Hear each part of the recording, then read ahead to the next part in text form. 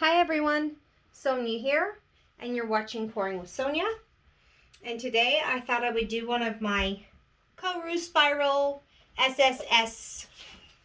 Spin it and swipe it and then swirl it.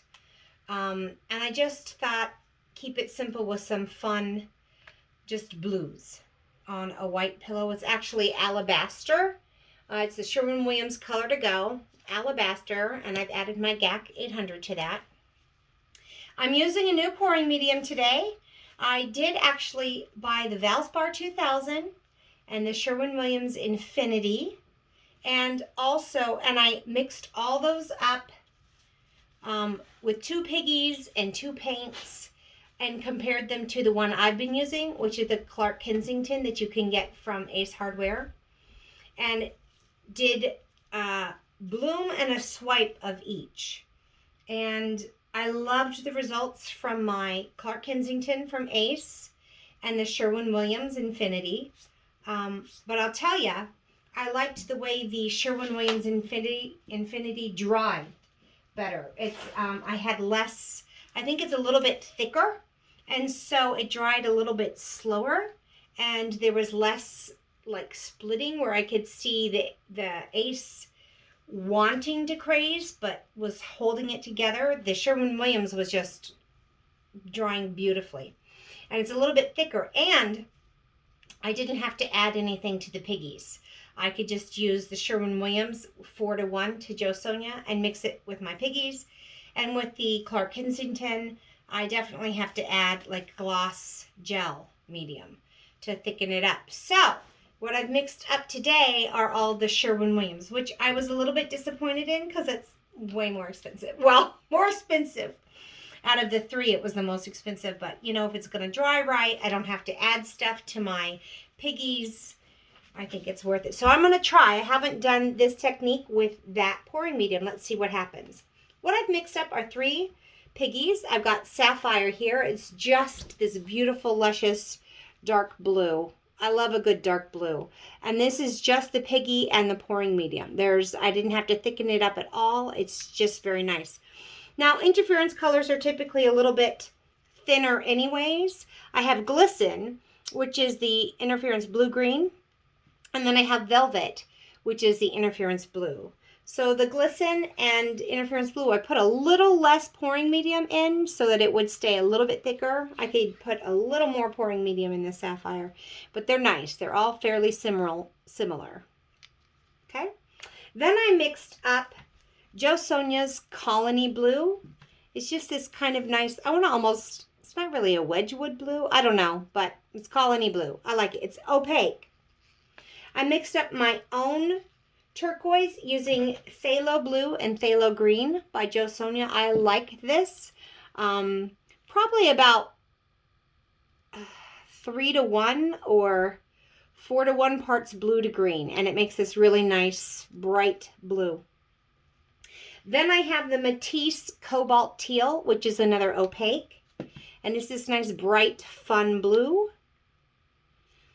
And then I mixed up another teal. I used a blue violet with a Prussian green and probably 3-to-1. So there's a lot more green in this one. And it's a lot darker. But I really wanted a contrast to what I had in here. It's got a little bit of a green tint. It's mostly blue, but it's really dark. But it's got a little more, it's got more of that green tint, but I like it. I just like it as a dark contrast to these. That's what I've got mixed up here. And let's see what happens. That's a lot of colors. A new pouring medium. The tools that you will need for this technique are a turntable. Comes in super handy. So you don't have to have it, but it's very helpful for this technique. So I've got my cake decorating table, which flows really easily. You will also need like a grout spreading tool or a spreading tool that has the, notches. And I use the notches when I do resin work to make sure it's a nice even amount of resin and it scrapes off the extra. And for this I use the medium tooth because I don't want this much paint left on. I don't want just that little bit left on. I want kind of this medium. So you'll see that's the notch tool. Then you will need some kind of, my scoop, my flat bottom scoop, my little candy scoop broke. It was plastic. And I haven't been able to find one the right size. So this one has a round bottom. I've never used it before. But I'm going to give it a try. And that's what we put our cell activator in. And then after you do lay down your cell activator, where's my little dotting tool? I'm pretty sure I took it out, but I sure don't see it. Hold. I'm just going to pause for a second until I find it because I don't want to bore you to death. Maybe. Okay. I found it. It had rolled off the ledge. So this is like a clay working tool, and this is my favorite size. I can either go in with this kind of smaller or bigger size. I usually tend to use this one, but it depends on how wide my stripes are. I might, if I lay my stripes down real wide, my spiral, then I can use the bigger one. So those are the things that you'll need for this technique. And of course some paper towels, which I've got handy. So the first thing I'm going to do, I just got some dust on here. All right. Let's put down a little bit of paint. Now, typically this is a Shelley Carruthers pouring medium. Typically you put down a whole lot of pillow, and I don't want a whole lot of pillow for this. So I'm going to just put down, you know, a real moderate amount. And I'm not even going to try to pretend like I'm going to keep my hands clean. I don't know how people do that. I do not ever keep my hands clean. And they just go in without any gloves. Not me, but I have a manicure. So I'm going to spread this out.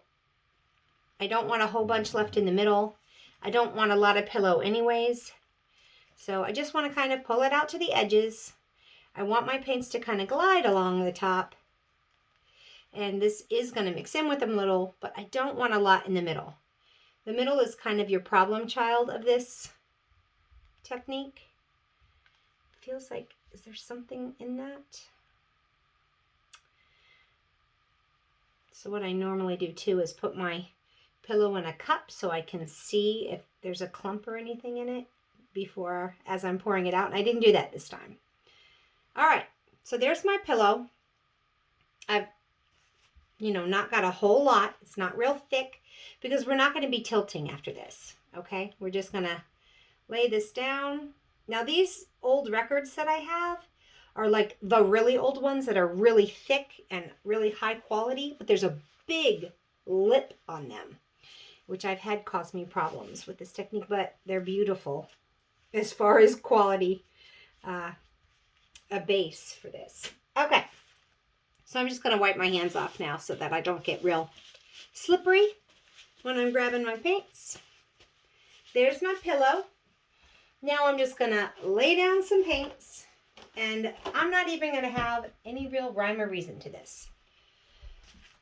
I am going to just put, other than the fact that I'm going to put a tube paint down first before my piggies.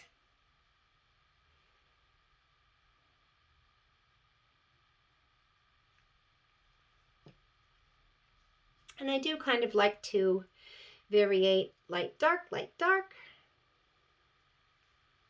bright, you know. I'm going to put a piggy now. So I definitely don't want that on the top. Then I'm going to do, this really dark teal. So it'll be right next to that piggy. And piggies love to play with dark colors. So then I'm going to put my glisten, which is the blue-green here.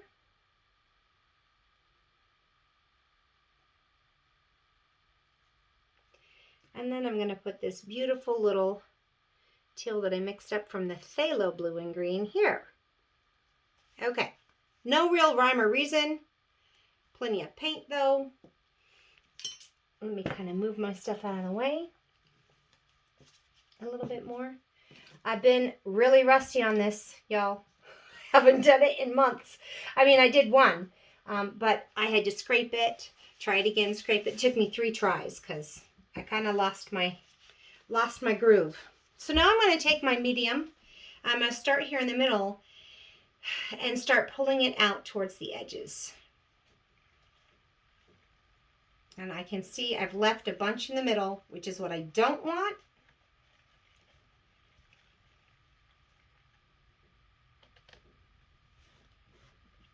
But that is just the paints. I've left a bunch right there.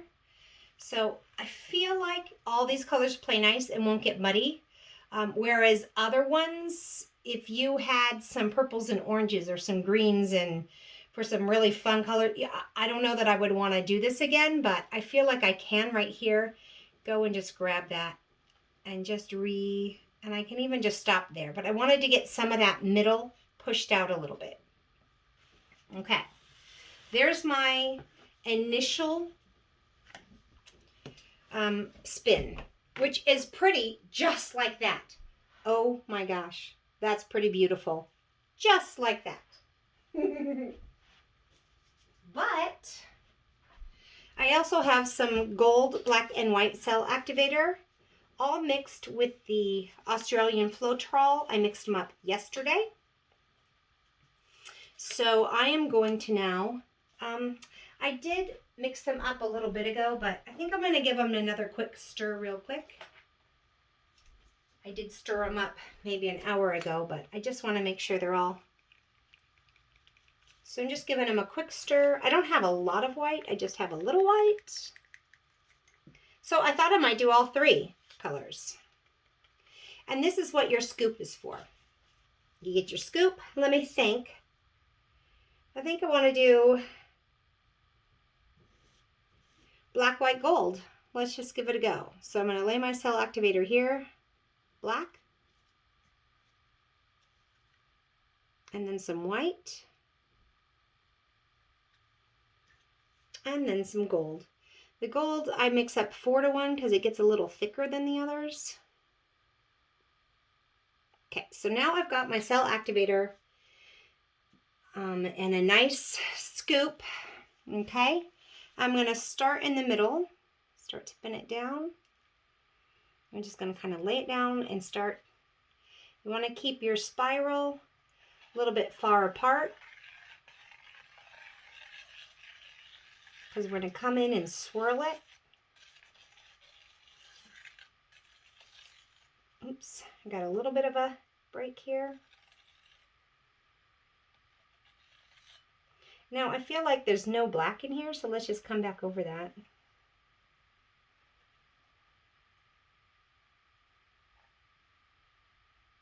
I've never done that before, but let's just see. So there is my spiral.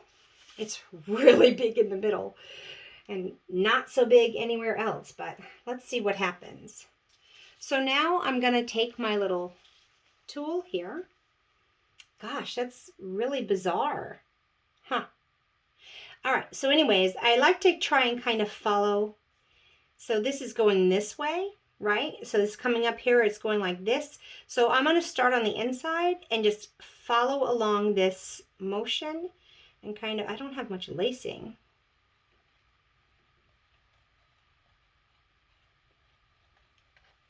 Got a little bit of lacing here, and I'm not trying to grab the lacing, I'm trying to grab the edge of it.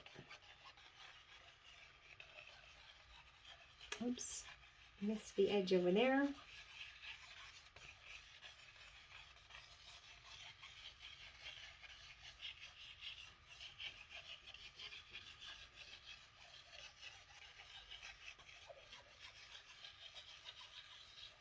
I'm just following along where I laid down with my scoop. And it kind of went right off the edge here.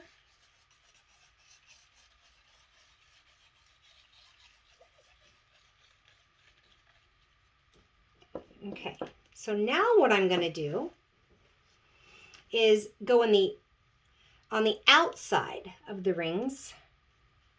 And I'm going to go, so I went this way for this one, I'm going to go this way for the outside, okay?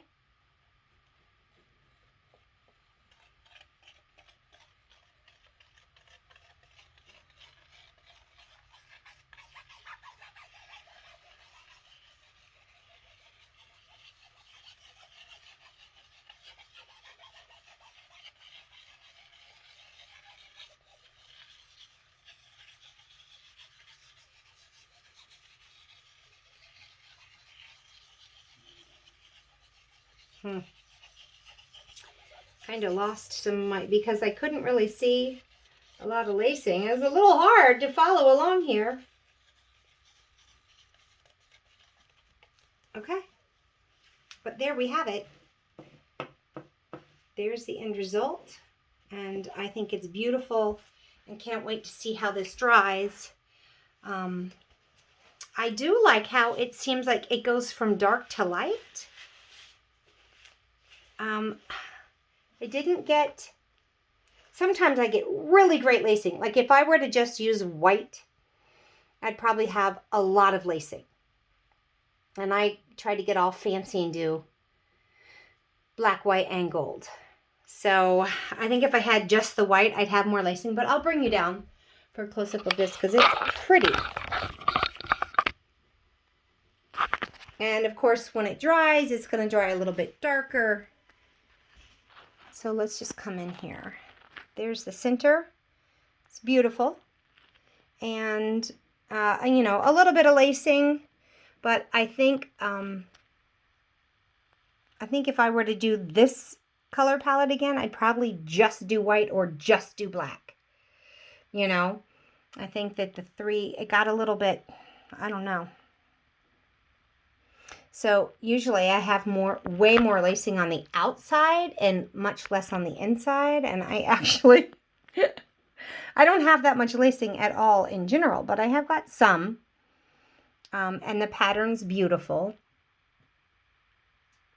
So we'll see. And this should have some beautiful shimmer in it between the 3 piggies that I used with the interference and then the 4 colors that I used. Yeah, so let me know what you think. I think it turned out pretty cool. All right. Have fun painting, everyone, until we meet again. Bye now.